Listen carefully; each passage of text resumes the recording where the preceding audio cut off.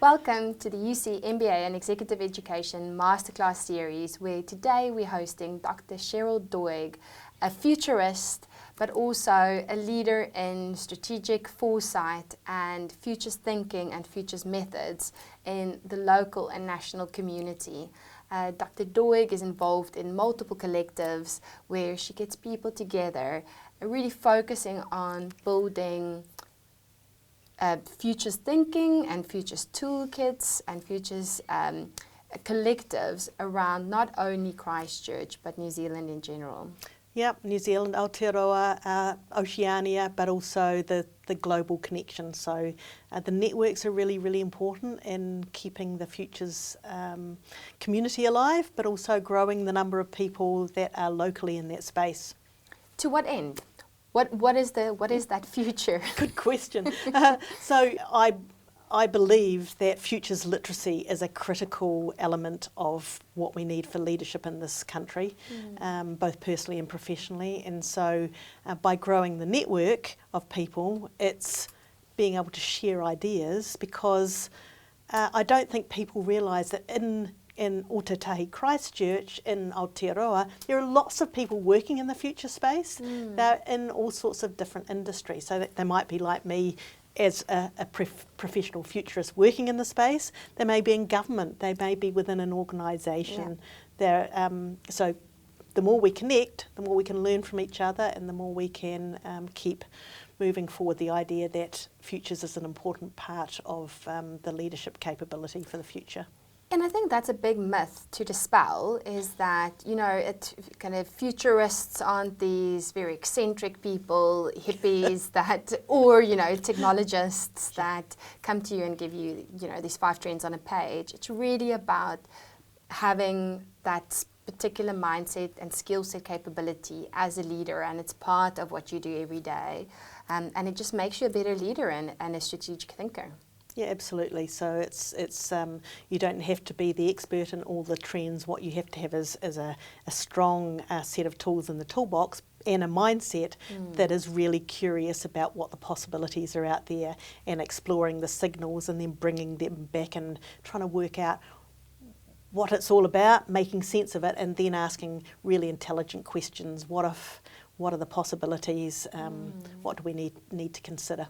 In your bio, there's a lot about futures collectives and strategic foresight and a few communities that you've created. Can you tell us a little bit more about that? Sure, there's a number of them. The first is the Otatahi Futures Collective, which is a group of about 50 people in the greater Otatahi area who've had some futures training with myself or other people that I'm connected with. And then from there has grown the Aotearoa Futures group, which has networked from Dunedin or Te Poti right through to Tamaki Makaurau, Auckland, people that are interested in the future space. So it's growing the network, and we also have some in the South Pacific. So we've moved to Oceania Futures as well. So we're just expanding the people that are working in the future space and really making connections. Yeah. So what is a futurist? What is futures thinking? Tell us a little bit more about. Some people think of a futurist being someone that develops the trends and talks about their 10 trends, often in technology. That's not generally the space of futurists. There are some common things about the future space that I do want to share. First one is that it's always futures, not future. And so we're always looking for what are the possibilities and scanning for multiple options and opportunities, rather than thinking there's a fixed thing. And that connects with the second point, which is it's always about anticipation, not prediction. And so people often would say, oh, have you got a crystal ball and can you tell us what's happening? I'd make a lot of money if that was the case. But it's about exploring and scanning for the weak signals and bringing that back into the work. And I guess the third one is about he whakatomuri te haere whakamua. We walk into the future backwards with our eyes firmly fixed on the past. So actually past, present and future are all interwoven, rather than thinking it's something that's out there that hasn't happened. We bring all of the time zones, I guess, into the way of being. So it's much more interconnected than people might think. And it's not a fluffy sort of way of thinking that doesn't land to some sort of action. Yeah. And I mean, you've been involved in lots of community projects and education projects. Why is this relevant to business?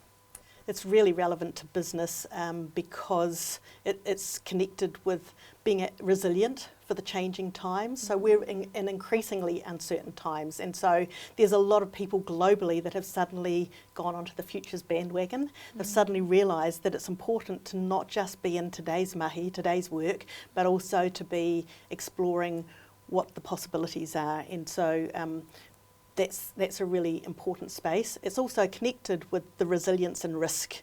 So typically they have been in the here and now space. People are realising that actually if they don't think about all the possibilities and opportunities, then their businesses are more at risk. And also personally, it's much more overwhelming if you haven't considered that there may be different opportunities or alternatives, and doing a little bit of preparation, which is where the anticipation comes in. Yeah, I suppose it's about working on the business and not just in the business the whole time, and really lifting your eyes. But I mean, there's so much that is expected of our leaders today. So you have to watch all these trends, plus do X, Y, Z. Where does this all fit in that kind of, in the overall process of strategic planning and the day-to-day of, just the practical day-to-day of a leader's role? So it looks different in different organisations, and if I take the top level where it's embedded in a business, so Hamilton Jet, for example, Ben Reid, during the COVID lockdown, etc., he had done some training in strategic thinking and foresight, and then did work with his leaders across the world in the strategic area, and then embedded that into the work of the business. From a leadership perspective, he understands the need to embed it in the ongoing practice of the business. Now, there's that top level, but there's also the level of moving from strategic thinking to strategic planning. So, for example, I was working with a health organisation, and they were wanting to move forward in their strategic planning, but realised that they needed to do the strategic thinking first.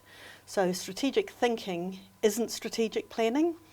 Strategic thinking is the looking up and out, scanning for the trends or the weak signals, as we call them, that might impact on the business. And so we did a piece of work where we did some environmental scanning that was looking at not just their own business, but the wider implications. And it was only after they'd done that they had a whole lot of information that they'd never have come to if they hadn't done the thinking before the planning. So it actually means that the planning, when they get to it, is much more robust. The third part is sometimes people come to a futurist and they say, can you come and work with us and tell us the 10 trends that will impact on our particular business? And of course the danger in that is you think about this being your business and you're closed to all of the other things that impact on your business that aren't necessarily connected with what you think your business is. Yeah. And so it takes time, but actually it's time well spent to move your business forward.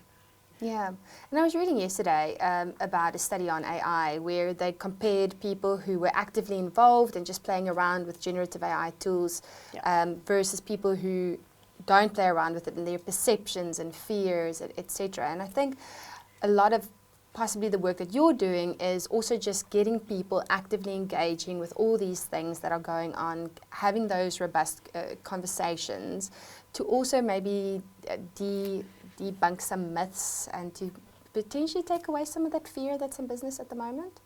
Yeah, I think there's a lot out there in the AI sphere. You know, you look through your feeds on LinkedIn or whatever your social media is, and it's awash with for and against, and what I try and do is make sense of the bigger picture, and I'll always go back to the root research or the who's making the statements. Yeah. So it's often from the big AI companies, the big tech giants who have a vested interest for or against, and I think the issues are much deeper then that not just about the specific chat GPT or small bites of that. So I think for me, one of the key things is about the place of humanity in this and who's in charge, and the not glorifying AI, especially models like ChatGPT, as if they are a person. Yeah.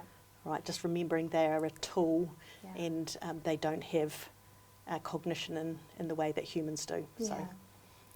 But talking about those deeper issues, and I think this is one of the futures methods that really appeals to me in the kind of digital transformation and change space, is really understanding those kind of deeper motivations and worldviews and myths that drive people's behavior. And this is a tool that you like using, the causal layered analysis. Can you tell us a little bit more about that?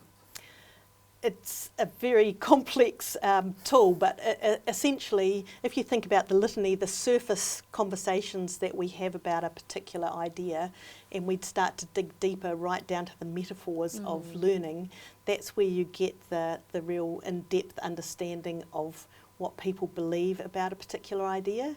And so we're driven by the metaphors that our assumptions say fit with our way of thinking. Yeah. And so what we try and do in the causal layered analysis is to dig deeper into what our metaphor is, but then to say, well, if we were coming up with a new metaphor for change, what would it be? And therefore, going up the ladder again, what are the things that we'd need to change in order to meet that preferred future? So that the language of futures and assumptions and metaphors is a critical part of helping to drive towards your preferred future. Yeah, because I think for me it's really understanding that the behavior, the problem, the opportunity that you're seeing is just the tip of the iceberg, and what's driving it is below the surface, and it's first these kind of worldviews, and then it goes into those kind of myths. Even if we talk about further this AI and even automation in general, then what are the things that people resist in terms of, for example, automation? And because we see that people have, injuries on the workshop floor, but they still sometimes resist this automation movement. And then sometimes when you delve deeper into those change resistance, it might be something like, I am only worthy because I can work X number of hours, or, I am the information that I harbor, and this is what my value is, and really having those conversations with people. I think that comes back to the idea that past, present and future are so interwoven, and so all those assumptions and worldviews that we carry, sometimes the generational or that identify us in a particular workforce, they really drive what we do. And so part of the futures work is challenging your own assumptions and looking at different worldviews. One of the things that we talk about is the used future. Yes. And the whole idea that we're still doing things that have passed their use-by date, but it's just our safety net, or we think it's still important, and that increasingly those worldviews are being challenged. And so a couple of examples. One is the idea that you need to have an exam at a particular time of year, and everyone needs to sit an exam at the same time. That's a used future. Or the example of if you're building, say, a new suburb, that it's about moving cars around rather than mobility and developing a sense of community. And so those worldviews create the what happens in terms of building roads for what purpose, or those sorts of things. So your assumptions then create the future. Exactly. And essentially you're just trying to create the future that you're living right now. Yeah. By reinforcing those. And I think that's really interesting to me, is that futures work really does look at the past as well, and that futures triangle that you explained to me, where it's really understanding the future is not just about understanding those future trends and the things that's driving that behavior, but it's also understanding what are the constraints that you're facing now and that past behavior as well.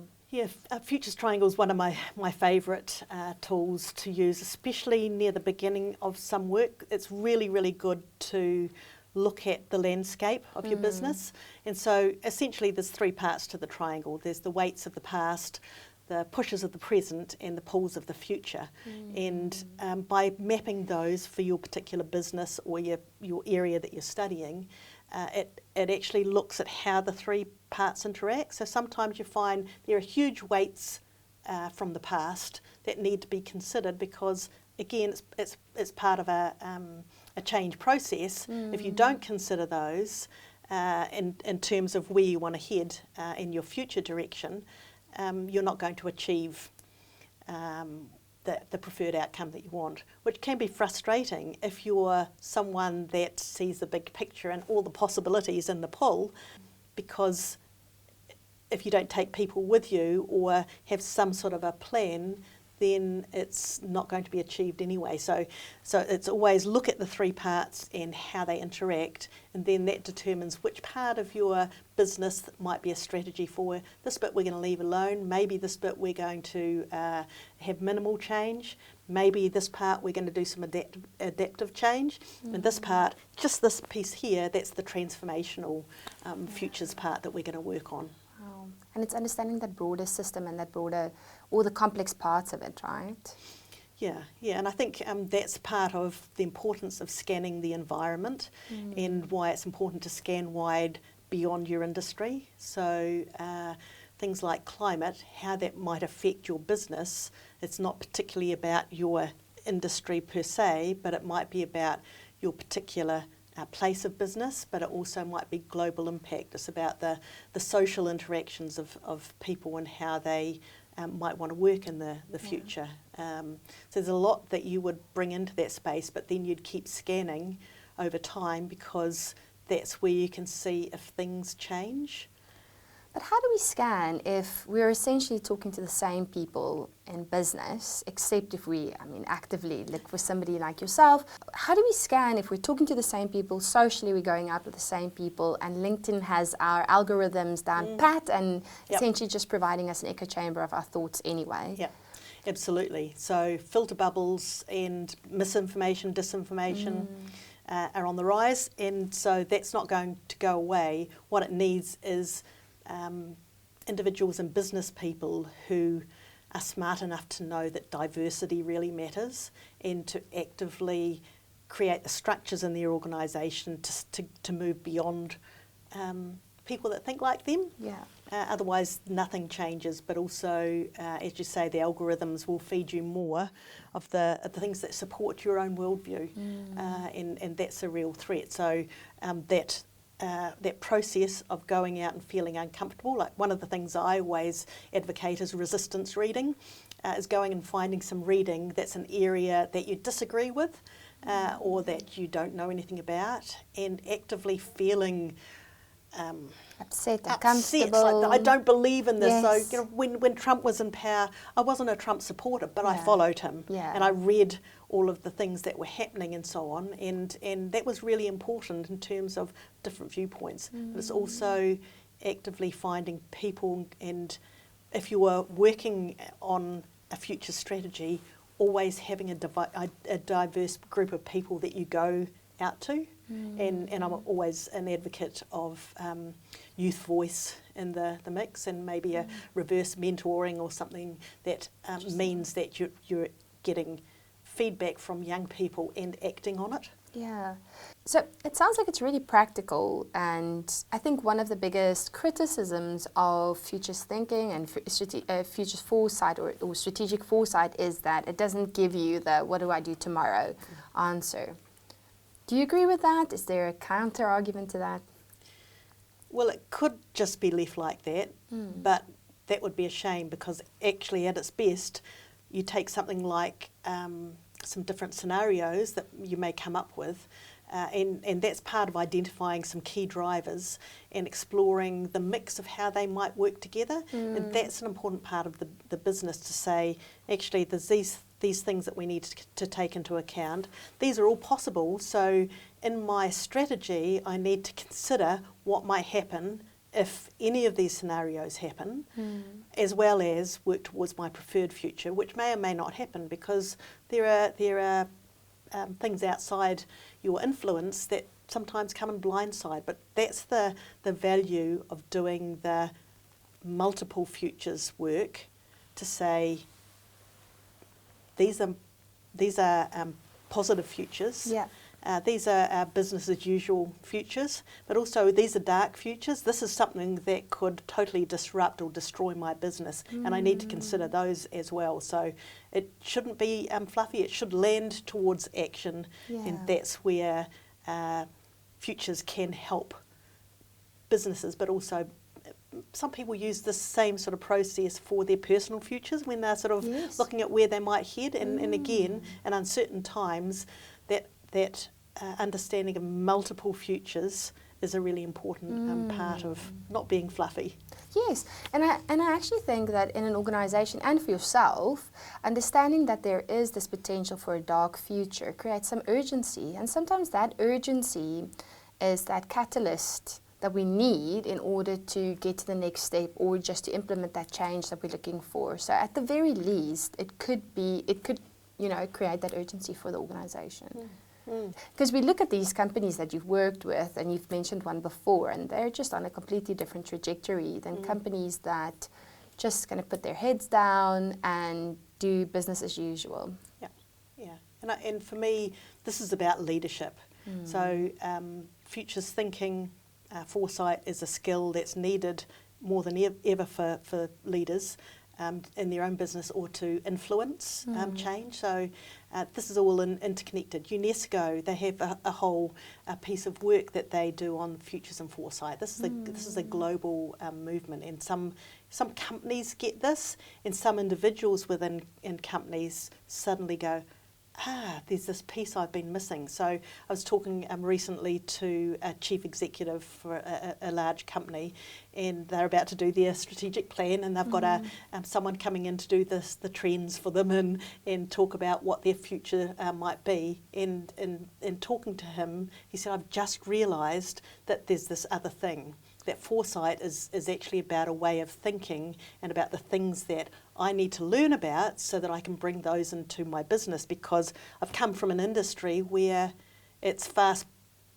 paced, it's linear actions, and I'm used to delivery, objectives, outputs, etc. And now I want to do this deeper work that's about how we might be much more aligned in the future, but also how we might be able to cope with the future. So, that's a whole new area of learning for him. That's wonderful, and I think that's part of it. That's part of that skill set and mindset. That's definitely what we try and teach in the MBA, is that sometimes the context requires a linear action and requires business as usual, and other times it doesn't. And your skill set as a leader should include the ability to evaluate the context and what type of decision needs to be made and what type of action is required. And you can only do that when you have those tools in your bag where you can flip between those mindsets. I just think about, leadership frameworks like the Knefin framework and all these frameworks that says that, one leadership style always is not going to be successful for you. You need to apply different leadership styles. And I think about, even decision-making frameworks. Not one decision-making framework is going to help you in all decisions. You have to choose between these different ones. Yeah, absolutely. And I think for me, frameworks like the Knefin is a really useful tool in the future space, because most of my work is in the complex domain, and but they all work together. It's like technical and adaptive. It's and what we call that in the future space is walking on two legs. Is that one leg is the here and now, and we've got things to do, and the other is this is the future possibilities and the picture of the multiple futures that could exist, and we want to have both. Otherwise, we're not doing the best that we can do in walking forward. Sometimes one takes precedence, but if you just focus on one and not the other, then your business or your personal life isn't going to thrive. Yeah, and I mean, this is obviously something that leaders need to be aware of and do, but would it help just general employees and kind of collarless training in this space to give employees that skill set going forward? I think it starts with leaders and leadership, walking the talk, and I think it's critical and valuable for anyone. And so I'd start in schools. That this is a critical element for young people to have, and there are programs like Teach the Future that do that sort of work. I think you have to have a certain readiness, and so one of the articles that I was reviewing some time ago was about is future studies really only beneficial for the privileged. And so if you're in a state where, you know what, I've got to try and put bread on the table, or I've got a whole lot of multiple issues, that may not be the time that you're ready to do futures work. So it is partly about readiness, but it's I think anyone in an organisation should have the opportunity to be involved in futures, and that's why coming back to Hamilton Jet, for example, there's 5 or 6 of the local team here who have done some futures studies with myself or with Sahil and Ayatollah, who's one of the world's leading futurists, and so they're starting to embed things into their practice or into their thinking. So the more people that can do that, or have the opportunity to be part of some sort of futures training, the better, I think. Yeah, and I look forward to a society where everyone can do it, because Yeah. I mean, even just thinking about personal futures and really mapping that out and understanding how the actions that you're doing now and what those constraints are and how those can lead to those different futures would be so important. Yeah, I think that's critical, because to really do futures well, it needs to be a personal mindset, not just your organisational change strategy. It's about the deep personal futures thinking and embedding that into the way you think, so that you're always looking for what's out there and looking for connections and signals. Yeah. It's much deeper than saying, I'm going to learn a tool, the futures triangle, and take that back to my business. Yes, you can do that, just like you can with design thinking or coaching or a whole lot of different things. Yeah. That doesn't mean that it's at the deep level of futures. Yeah. It's a really different space. Yeah, and I find the same in the digital transformation space, and I suppose it's in any kind of strategy implementation and strategic change that you're doing. If you're essentially just going through the motions of a change initiative, and you're doing the consultation work and you're doing all these things, but you've really not changed people's attitudes, then it's you're actually setting yourself up for failure in the long term, and also a lot of heartache and pain along the way. And it's actually about getting people on board with that mindset change. Yeah. And I think, I don't know, I still don't know necessarily what are all these things that can help people change their mindsets, but building skill sets is one of them. This is one of the skill sets that could help them with that. I suppose it's a bigger question than Well, today. I think being able to see yourself in the change is really important. So there in the futures field, there are all sorts of different futures. There are some that are more qualitative, some that are more quantitative, but there's that participatory futures that actually getting them involved in the doing or into an experience that gives felt meaning, which is the same in the technology space. If I feel it, then I'm more likely to be connected and want to be part of something. So it is that active citizen participation rather than trying to do something to them or sending them on a course like, great, you've been chosen to go to a one-day course on futures thinking, you lucky thing, and you come back and nothing's changed. That's not really very useful. There's often the conversation, I've got too much happening in the business now to be thinking about the future. Yeah. And I understand that, but time allocated, even if it's a small chunk of time, to be able to move outside the business and back onto the balcony is a critical skill for a leader. And so it has to be built in time on a regular basis. And it can be with a catalyst of someone coming in to support, but it's also about creating some documents or some work in your strategy that you can keep coming back to, even if it's small bite-sized chunks. So I look at so Sport NZ would be a good example. Sport NZ have done a lot of work in the futures space. They've got some different scenarios that they've come up with that are to do with sport and climate, and so obviously climate change has a huge impact on sport and what it might look like in the future. they have done a whole lot of work over time, come up with their paper, and now it's actively making that work come alive in the future by coming back to it. It's like having your strategy in action rather than on file. And so it's the same sort of thing. You actually need to spend some time working on it once you've created something that is a vision for the future, or that has multiple possibilities. The other thing is, one of my past roles as chair of New Zealand Brain Research Institute, and what we know is the brain craves certainty. The pathways are the neural pathways. It's easier to follow a large pathway than to try and go on a little side tangent, and so it's cognitively more demanding. So in uncertain times, I just want to have some certainty, and all you can do in those spaces is, here are some of the opportunities and some of the possible scenarios. The certainty is that we're going to move maybe towards our preferred future, but that we're going to regularly check on all of the other futures and keep a handle on what's happening out there. So there's the certainty in terms of time frames or where we might be heading. Yeah.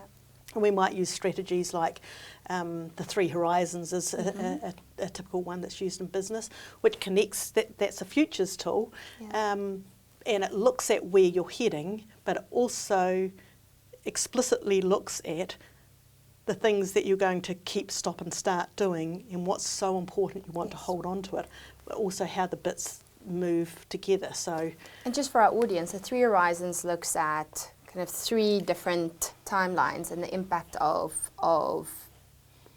technology, different factors in a specific time. So your first horizon is now, right? Your second horizon is how many years out?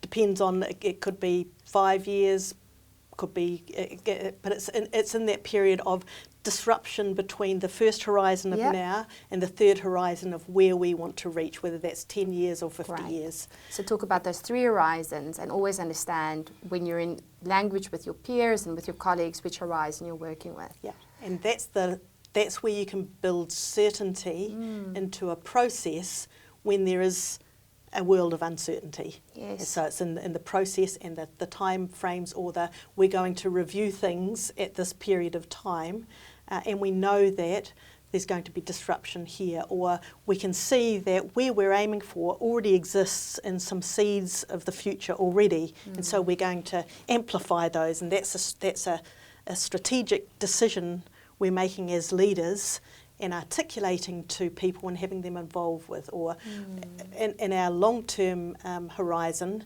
there are some things that we are going to take out of action. Yeah. And that can be quite distressing for some people, but we're doing it over time, and this is what it looks like as we build some new ideas. So it's those 3 things all working together that provide some certainty within an uncertain framework. And I mean, 2 things there, and I think the first thing is just to summarize, is that, you know, it's uncertain times, so people are buckling down on usual ways of doing, and everybody feels overwhelmed at the moment. So it really is about creating an infrastructure that, I suppose, supports this thinking, and there are tools that you can do that, so you can have these reports ready, or you can have these kind of three horizons plotted out and constantly touch in with those.